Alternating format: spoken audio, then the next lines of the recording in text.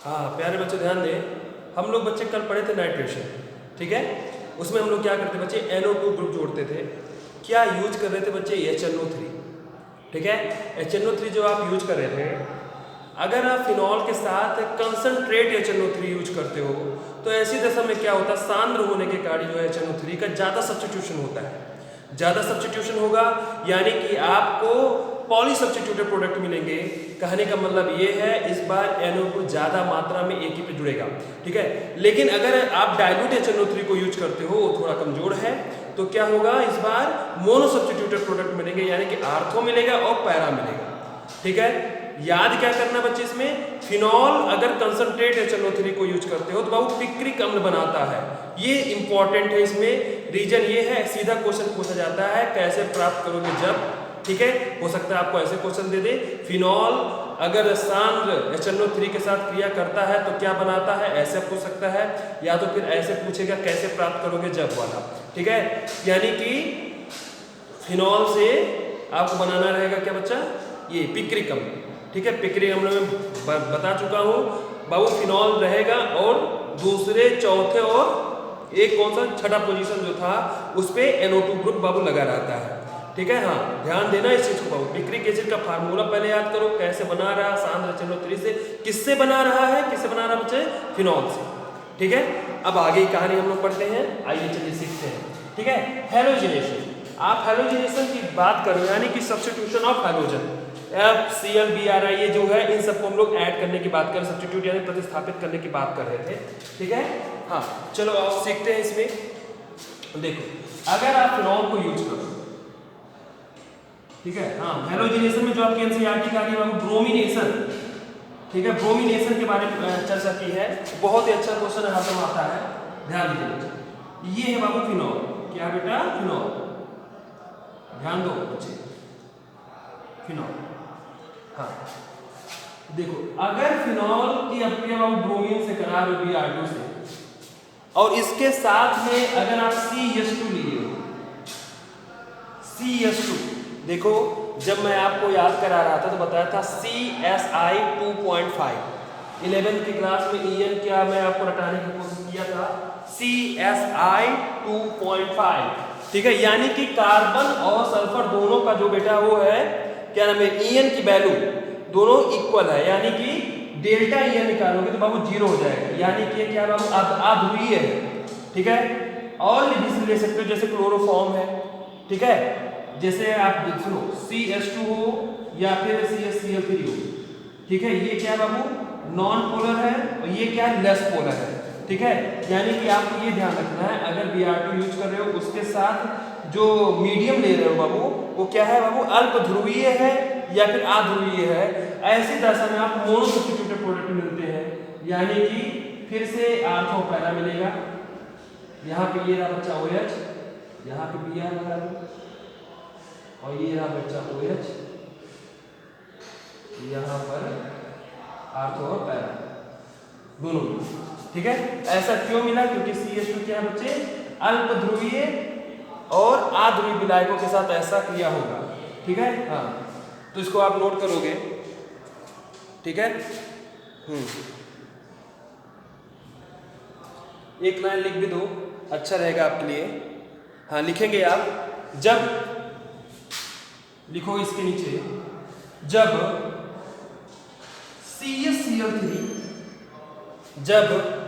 CHCl3 या CH2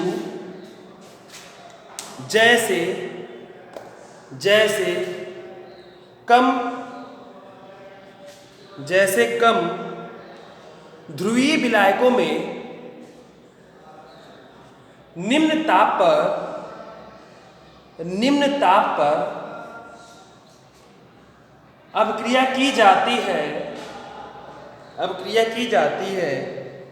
तो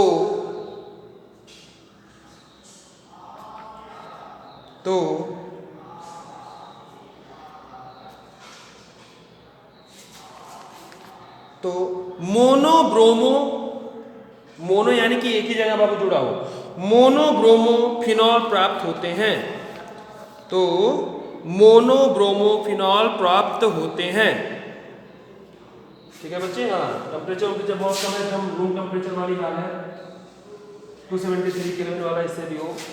ठीक है, एकदम निम्न ताप पर भी आप रिएक्शन करा रहे हो। ठीक है, अब इसमें कोई पूछे बाबू जिद करे कि आप माइनर और मेजर बताओ, तो ये बच्चा पहला वाला मेजर होगा, बताया था। इसका अगर आपको जानना है तो आप पहले फिर से देखो, नहीं तो मैं अनुनाद संरचना में बार बार बताया हूँ इस चीज को कि बाबू इलेक्ट्रॉन की डेंसिटी पैरा पोजीशन पर आर्थो से ज्यादा होती है, क्योंकि OH बाबू दो लगाता है इफेक्ट, एक तो लगाता बाबू प्लस एम, एक लगाता माइनस आई। ठीक है, हाँ ध्यान दीजिए, जो मेजर होता है बच्चा हमारा वही मुख्य प्रोडक्ट होता है।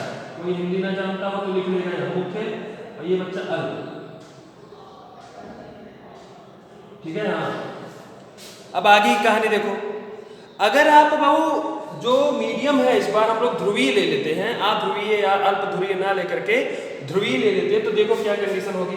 ठीक है, मैं इसको मिटा रहा हूँ बच्चे, आप लोग स्क्रीनशॉट लेकर के नोट कर लेना। ठीक है, अब देखो कंडीशन हम लोग क्या कर रहे हैं इस बार,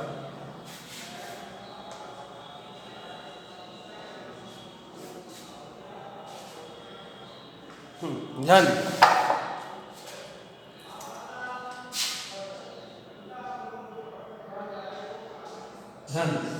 इस बार हम लोग क्या कर रहे हैं बाबू, Br2 तो ले ही रहे हैं साथ में, और साथ में हमने क्या ले लिया बच्चे H2O। H2O कैसा है बाबू, पोलर है, पोलर सॉल्वेंट हम लोग यूज करें, पोलर सॉल्वेंट। ऐसे दशा में क्या होने वाला है, अब बाबू पोलर है यानी कि ध्रुवीय है, अगर ध्रुवीय विलायक होंगे तो क्या होगा बाबू, Br2 की एक्टिविटी बाबू बहुत ज्यादा इनहैंस हो जाएगी, बहुत ही ज्यादा बढ़ जाएगी। जैसे सब्स्टिट्यूशन रिएक्शन आपको कंसंट्रेट के HNO3 के साथ मिल रहा था, ठीक उसी तरीके से आपको यहाँ भी मिलेगा।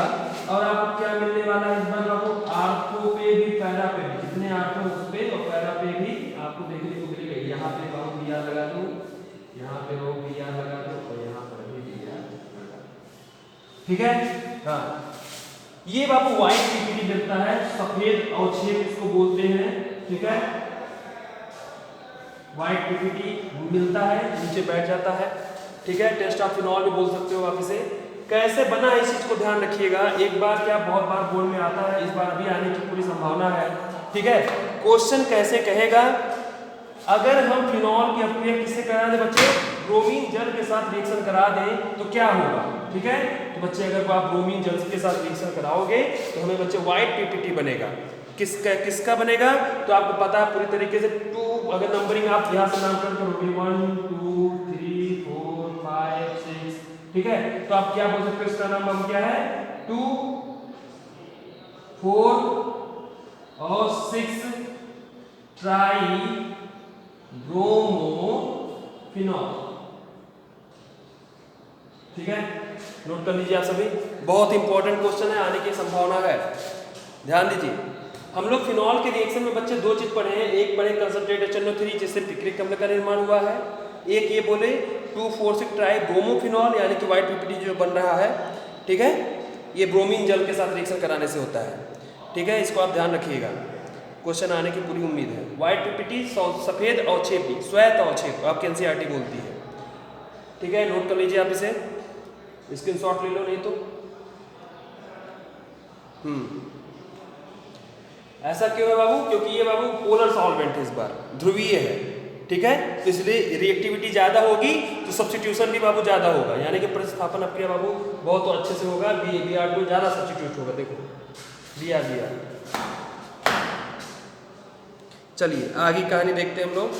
ठीक है, हम लोगों ने दो पढ़ा बच्चे, एक पढ़ा नाइट्रेशन, दूसरा पढ़ा बच्चे हैलोजिनेशन।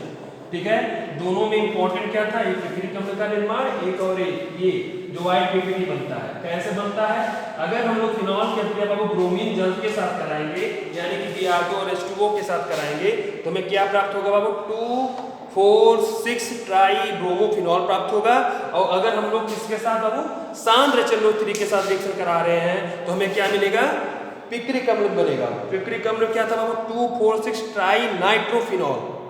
ठीक है, अब आगे कहानी देखो, अगला हम लोग ले रहे हैं बाबू जिंक डस्ट रिएक्शन, यानी कि हेडिंग डालोगे आप, फिनॉल की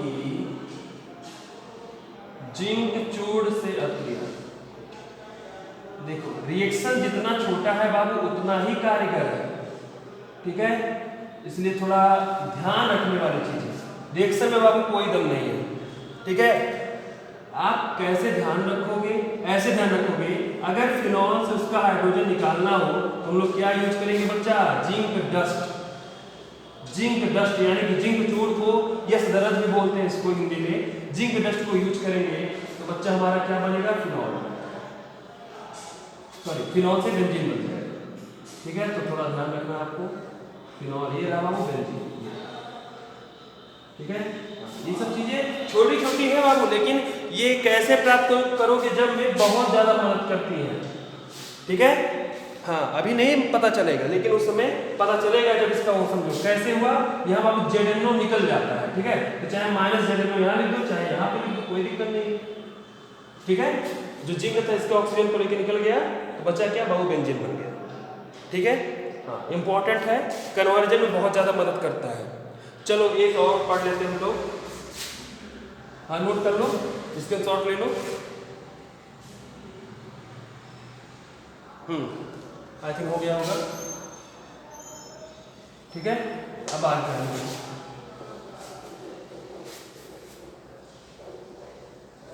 देखो अगला हम लोग पढ़ रहे बच्चे ऑक्सीकरण, इसका पढ़ने जा रहे हैं। फिनॉल का ऑक्सीकरण से क्या बनता है, ठीक है, बेंजोक्विनोन बनता है, ठीक है। पहले आप इसे समझो, ये सब याद करने वाली चीजें हैं। ऑक्सीकरण हम लोग पढ़ने जा रहे हैं किसके बच्चे, फिनॉल।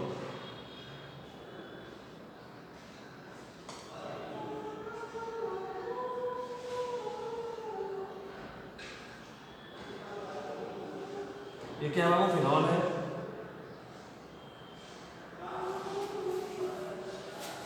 ठीक है। हाँ इसका हमें क्या कराना बच्चे, ऑक्सीडेशन। ऑक्सीडेशन कराने के बाद क्या आप यूज करोगे बाबू, H2SO4 की उपस्थिति में जब हम लोग इसकी अक्रिया किसके साथ कराते हैं, Na2Cr2O7 के साथ कराते हैं, तब हमें इसका ऑक्सीकरण प्रोडक्ट प्राप्त होता है। उसको हम लोग बोलते हैं बच्चों बेंजोक्विनोन। क्या बोलते हैं बच्चा, बेंजोक्विनोन। अब कैसे इसको याद रखना है, कुछ बच्चे गलती ये करते पूरा बेंजीन बना देते हैं, लेकिन ये चीज नहीं बनाना है। आप ऐसे ऐसे बॉन्ड लगाओगे, फिर यहाँ पे दोनों तरफ ये है बाबू बेंजोक्विनोन,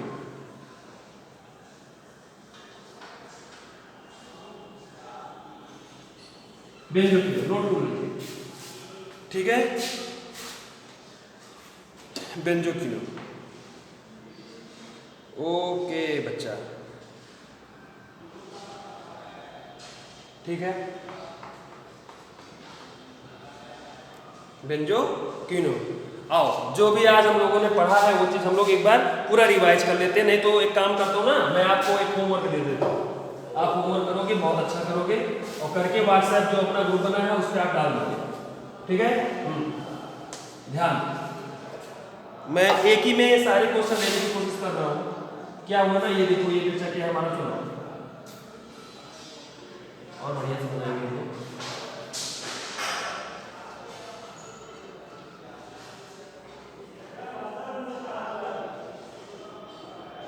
ठीक है। ये क्या बच्चा बना, फिनॉल। अब आपको बताना ये है हम लोग क्या यहाँ पे यूज करें। चलो क्या क्या मैं लिख दे रहा हूँ, यहाँ क्या बनेगा, अगर इसी के लोग हम लोग अब क्या कर लेते हैं, किसके साथ हम Br2 और H2O के साथ रिएक्शन कराते हैं, तो यहाँ क्या बनेगा। अगर फिनॉल की रिएक्शन हम लोग किसके साथ, एक क्वेश्चन और ले लो, अगर हम लोग ये इसका ऑक्सीडेशन कराते हैं, ठीक है, यानी कि Na2Cr2O7 हम लोग यूज करते साथ H2SO4, तो यहाँ पर क्या बनेगा, ठीक है। और एक क्वेश्चन और ले लो आप कि अगर हम लोग इसकी रिएक्शन करा रहे हैं किसके साथ, हम Br2 के साथ और CH2 के साथ, तो फिर यहाँ क्या बनेगा, ठीक है। ये बच्चा आपका होमवर्क है। अब आपको रोज होमवर्क ऐसे मिलते हैं, ठीक है बच्चा, नोट कर लो आप, ये आपका होमवर्क है, आप लोग होमवर्क करोगे, ठीक है। क्वेश्चन बाबू आना चाहिए बोर्ड में, इतना जो बता दिया हो ना, इससे एक क्वेश्चन कम से कम आएगा, ठीक है। तो सबसे ज्यादा पॉसिबिलिटी बाबू इसकी ब्रोमीन जलवा, ठीक है, क्वेश्चन ऐसे ही था कि अगर हम लोग फिनॉल कैप्चर किससे करा रहे बच्चे, ब्रोमीन जल से, ठीक है, चाहे ऐसा दिया रहेगा चाहे ऐसा दिया रहेगा, तो आप समझ जाएंगे। ठीक है, चलो बच्चे, ठीक, ओके बच्चे, ठीक।